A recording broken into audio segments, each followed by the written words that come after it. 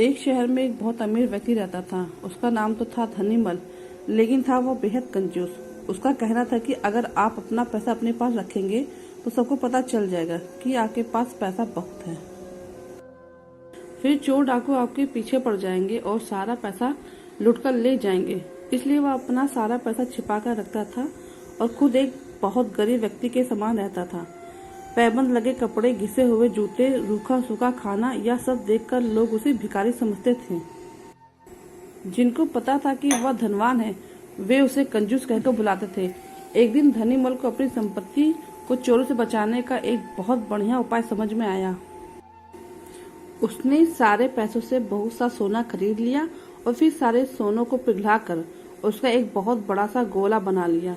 उसने शहर के बाहर जाकर एक पुराने कुएं के पास एक गड्ढा खोदा और सोने का वह गोला उसमें डालकर गड्ढा बंद कर दिया। वह अब निश्चित था। अपनी तसल्ली के लिए वह रोज रात को आकर गड्ढे में देख लेता था कि उसका सोना वहां है या नहीं। उसे विश्वास था कि कोई भी चोर इस जगह के बारे में नहीं जान पाएगा।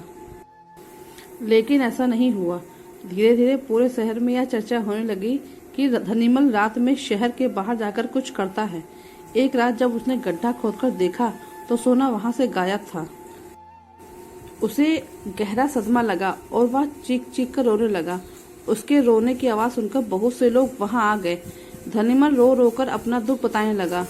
तब उसके एक पड़ोसी ने उससे कहा, धनीमल, तुम एक भारी पत्थर इस गड्ढे में रख दो और समझ लो कि वही तुम्हारा सोना है। यह सुनकर धनीमल को बहुत गुस्सा आया। तुम मेरे सोने को पत्थर जैसे बता रहे हो? वह बोला, देखो धनीमल, वह सोना तुम कभी इस्तेमाल तो करते नहीं थे।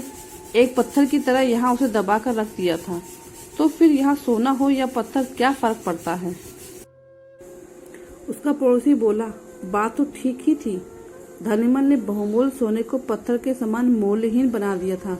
उसके बाद धनीमल ने मेहनत करके फिर पैसे कमाए, लेकिन अब वह कंजूस नहीं रहा था। अपने पैसों को वह अपने ऊपर ही और दूसरे लोगों की सहायता के लिए खर्च करता था।